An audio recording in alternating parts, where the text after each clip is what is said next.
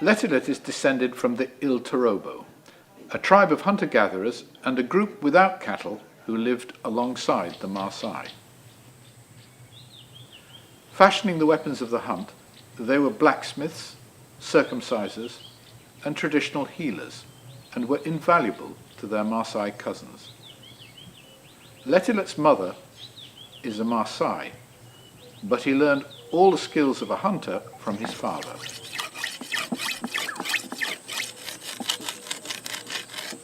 Although he now lives the life of a sedentary pastoralist, he understands the ways of his forefathers.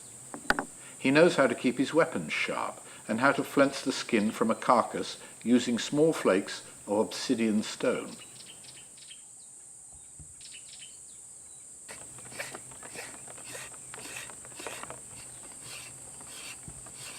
Hunters used arrows with flights made from vulture feathers and sometimes tipped with poison to take game like zebra, buffalo, and gazelle for their food.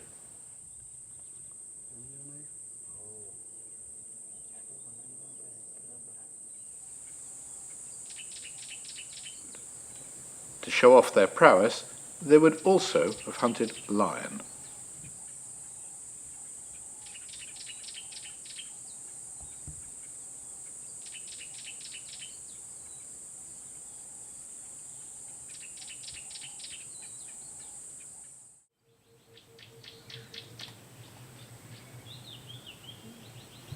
Letilet knows how to utilize as many as 300 plants for his needs. The soft leaves of the old Laleshwa were used as an underarm deodorant and still are today, whilst the cotton-like seed pods gave him a soft bedding at night. The aspilia, with bright yellow daisy flowers, was used to treat ringworm by mixing spittle with the crushed leaves and placing it over the infected area. The orange berries of the elseki, or sandpaper tree, were a symbol of peace. The branches were laid down to settle disputes.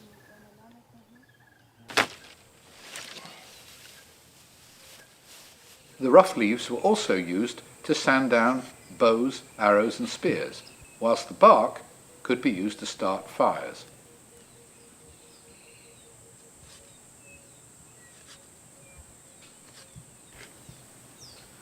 Rapid turning of a harder wood in the soft elseki base creates the heat to start his fire.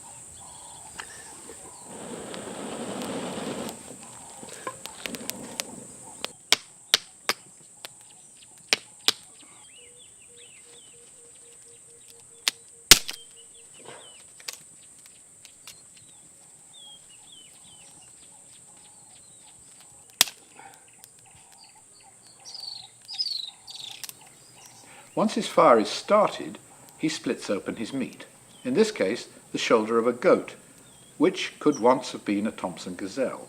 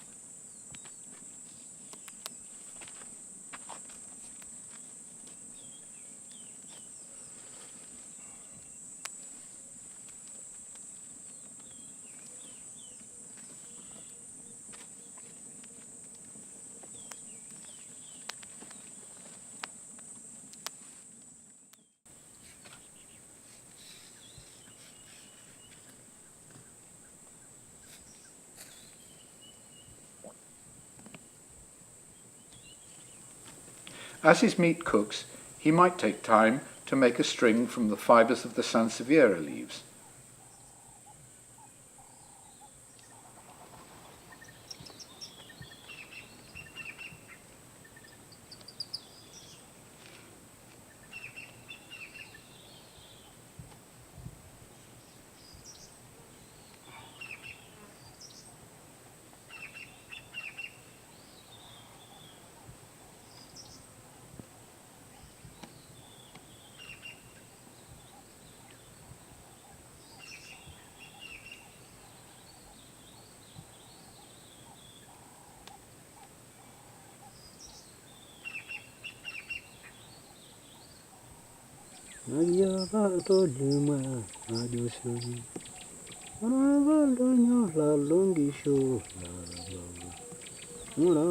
The strands are drawn together and rolled to form the string.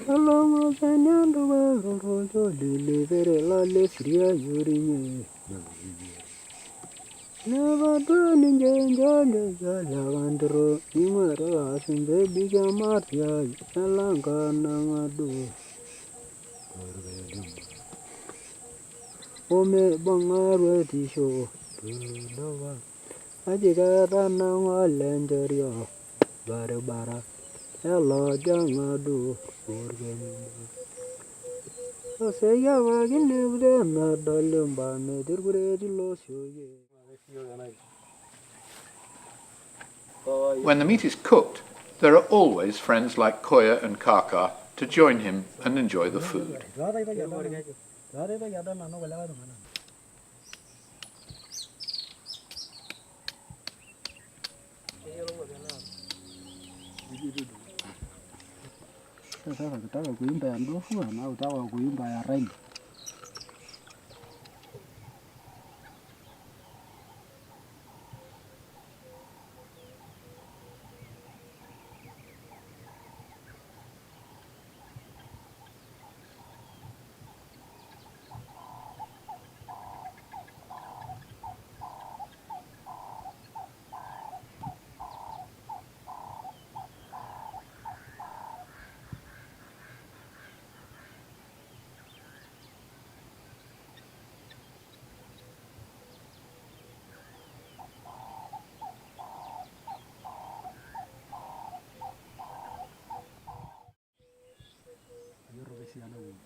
Drink has an important place in daily and ceremonial life. In special ceremonies like circumcision or yonoto, a brew can be made from a combination of many different plants, including the stems of an aloe and the seed pods from the sausage tree, mixed together with sugar and honey.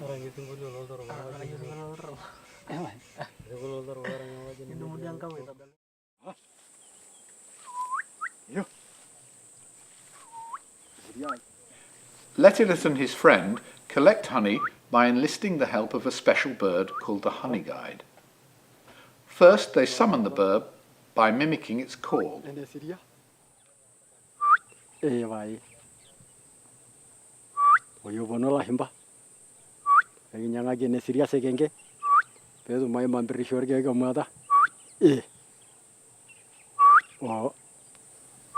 The bird knows very well where the bees are, and it also knows that man will reward him for finding the hive.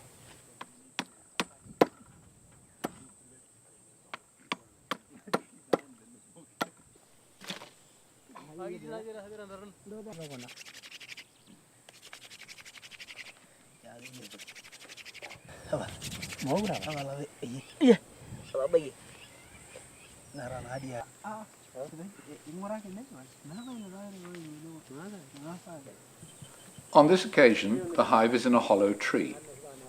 They smoke out most of the bees and then reach inside to draw out the dripping honeycomb. This they dutifully share with the honey guide before they return to camp.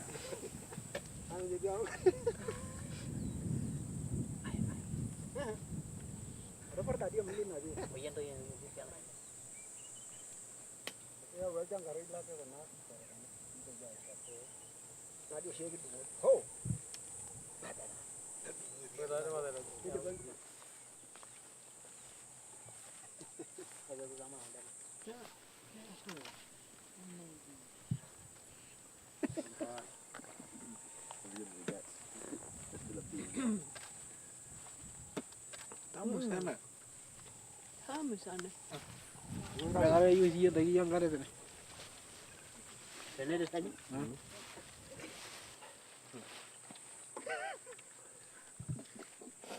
Udah lain orang namanya tu.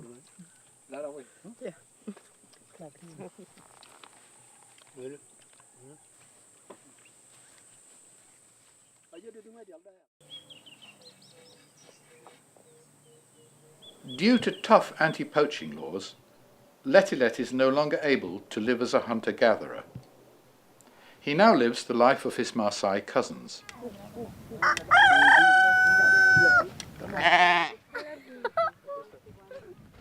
The Maasai are a semi-nomadic people who move in order to find fresh grazing for their livestock. They pack their worldly possessions onto donkeys, starting with a skin over the animal's back. Then, sails or enderetha are tied on either side of the donkey to hold the blankets, skins, cooking utensils and gourds which make up the necessities of a nomadic life.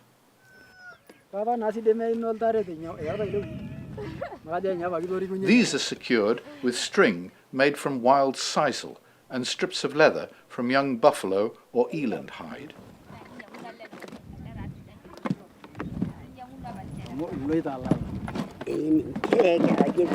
Ayo lo dia makai roti sih nari tamanya apa namanya nari juga hasil kau dia bantu Allah deh. Itu ya kita kira jalan. Dah lah kata dia orang nanu jual roti ada ke syarat itu. Jangan kaya dia lah rupiah kaya ini. With the advent of schools and boreholes, the Maasai move less now than they used to. New laws on land tenure have also affected their ability to move at will in the old way.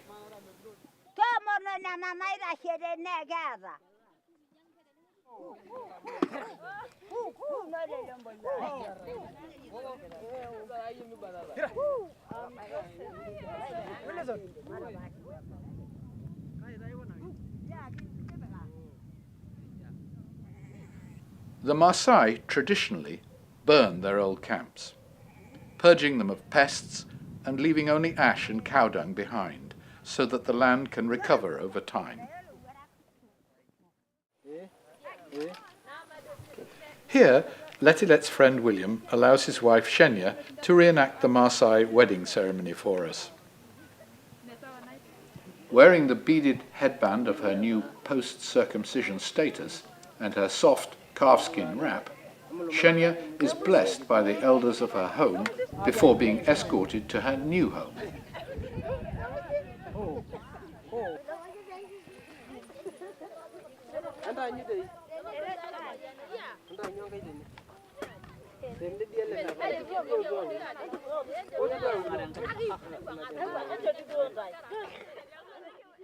She is taunted and teased by the girls in the village, but with each taunt and refusal of food and drink, she earns herself a new head of cattle as a reward.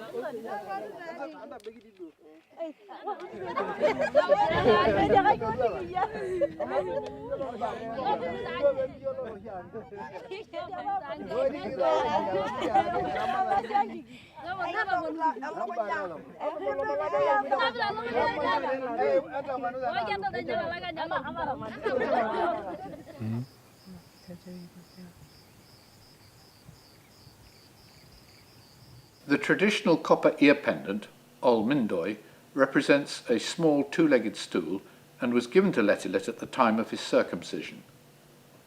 Letilet's prized bracelet, Orkatar, given to him after his father's death, was worked with intricate designs by a fellow Oltarobo blacksmith.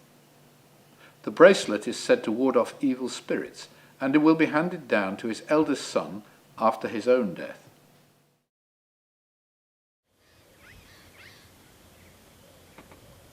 Letilet makes his living now as a freelance game guide in the camps of the Maasai Mara. He spends his spare time building up his small herd of domestic animals in Tanzania.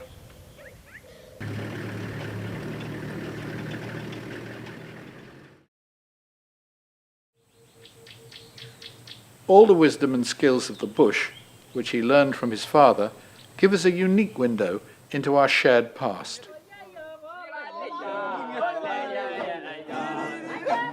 His songs may die with him, but the plants will remain to share their secrets with us if we are wise enough to learn from them.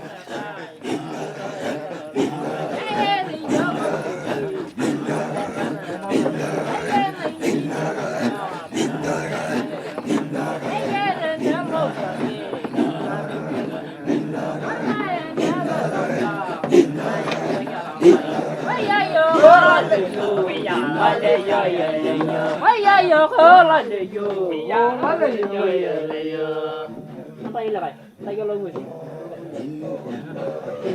Hãy subscribe cho kênh Ghiền Mì Gõ để không bỏ lỡ những video hấp dẫn.